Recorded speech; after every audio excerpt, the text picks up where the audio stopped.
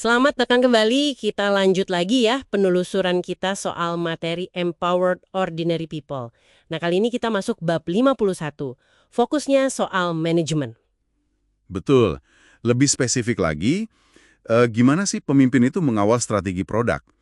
Tapi ini konteksnya setelah tujuan buat tim itu ditetapkan ya? Iya, kita kan udah bahas tuh langkah sebelumnya, fokus, terus wawasan atau insight, sama tindakan, yaitu netapin tujuan. Nah sekarang, gimana biar semua rencana itu beneran jalan? Jadi misi kita kali ini, kita coba gali praktik terbaik lah ya buat kelola eksekusi strategi ini. Gimana caranya tim tetap berdaya, tapi juga bisa hadapi tantangan. Ini semua dari bab 51 nih. Oke. Sip, mari kita mulai bedah. Jadi, satu hal yang ditekankan banget di bab 51 ini, strategi produk itu bukan kayak dokumen mati gitu ya. Bukan ditetapkan terus dilupakan. Iya, betul.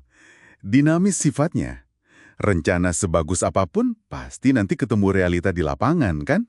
Nah, itu dia. Dan yang menarik, penulisnya bilang kalau hambatan itu ya pasti muncul. Ini bukan berarti timnya gagal atau gimana, tapi memang udah sifat pekerjaannya gitu. Oh, jadi emang bagian dari proses ya? Iya, bagian dari proses. Contohnya banyak disebut di sini. Hal-hal yang mungkin kita sering alami juga. Kayak, baru sadar ada ketergantungan sama tim lain. Ah, ya. Sering itu. Atau tiba-tiba butuh teknologi baru. Atau keahlian yang, wah, kita belum punya. Bisa juga bentrok prioritas sama tim lain. Konflik ya? Bisa jadi. Atau masalah sama stakeholder. Pihak luar tim inti itu. Atau, ya klasik, sumber daya terbatas. Malah bisa juga anggota tim kunci keluar. Wah, macam-macam lah. Oke, kalau hambatan itu udah pasti ada. Terus peran pemimpin di sini apa dong? Kan nggak mungkin cuma kasih tugas terus yaudah semoga berhasil gitu kan? Ya jelas nggak gitu. Nah, peran pemimpin di sini, kata kuncinya adalah mengelola secara aktif. Mengelola secara aktif, gimana tuh maksudnya? Jadi, sumber informasi utamanya dijelasin di sini, itu dari sesi diskusi 1-1 mingguan.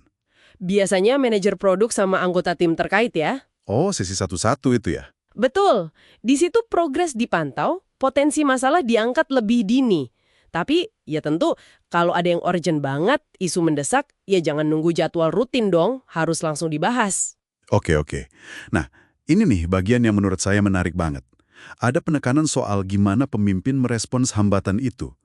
Bab ini ngebedain banget antara coaching sama micromanagement. Ah iya, ini penting banget, sangat nyambung sama tema besar Empowered Ordinary People kan? Betul. Jadi, meskipun lu pemimpin mungkin perlu turun tangan ya, bantu-bantu misalnya fasilitasi ngomong ke stakeholders, atau bantu cari engineer tambahan, atau nengahin konflik antar tim. Tapi tujuannya itu selalu buat dukung tim, bukan ngambil alih masalahnya.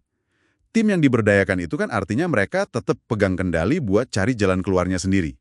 Pemimpin lebih kayak fasilitator, bantu singkirin hambatan. Oh, jadi biar rasa kepemilikannya tetap di tim ya? Supaya mereka ngerasa ini masalah mereka dan mereka yang selesaikan gitu. Tepat sekali. Itu inti pemberdayaannya. Terus gimana caranya pemimpin bisa tetap memantau progres tapi nggak bikin tim ngerasa diawasi ketat banget atau dikontrol gitu kan suka ada tuh yang begitu. Iya. Nah, di materi ini disebut beberapa praktik umum. Misalnya ada mekanisme pelacakan mingguan. Pelacakan mingguan contohnya. Bentuknya bisa macam-macam. Ada yang pakai meeting singkat di akhir minggu, ngebahas capaian sama tantangan. Mungkin kayak konsep Friday Wins gitu ya, ada yang nyebut gitu. Oke, kayak review cepat gitu ya. Bisa jadi. Atau bisa juga pakai rangkuman tertulis singkat, atau ya check-in cepat lainnya. Intinya sih biar pemimpin tetap punya gambaran, progresnya gimana? Biar bisa deteksi masalah lebih awal. Dan bisa bantu fasilitasi antar tim juga kalau perlu ya. Nah, itu dia. Memfasilitasi kesadaran dan bantuan antar tim. Ini semua bagian dari manajemen yang aktif dan suportif tadi. Oke, jadi kalau kita simpulkan nih ya, buat Anda yang dengerin, mengelola eksekusi strategi produk itu intinya bukan soal kontrol ketat dari atas ke bawah. Bukan. Tapi lebih ke nyediain dukungan aktif yang kelihatan gitu ya, jaga komunikasi tetap terbuka, dan yang penting, percaya sama tim yang udah diberdayakan itu buat ya hadapi tantangan mereka sendiri. Sambil kita siap bantu kalau mereka memang butuh bantuan gitu. Iya, siap sedia. Nah, ini mungkin jadi bawaan buat Anda renungkan ya. dalam praktik sehari-hari nih, seberapa sering sih Anda lihat pemimpin atau mungkin diri Anda sendiri itu secara sengaja nyisihin waktu buat bahas dan bantu atasi hambatan? Hambatan yang muncul setelah tujuan ditetapkan ya, bukan cuma pas perencanaan awal. Pertanyaan bagus tuh. Apakah udah ada mekanisme rutin buat ini? Buat manajemen aktif selama eksekusi berjalan? Kayak yang disaranin di pembahasan ini. Menarik buat dipikirkan lebih lanjut ya. Oke, sampai ketemu lagi di penelusuran kita berikutnya.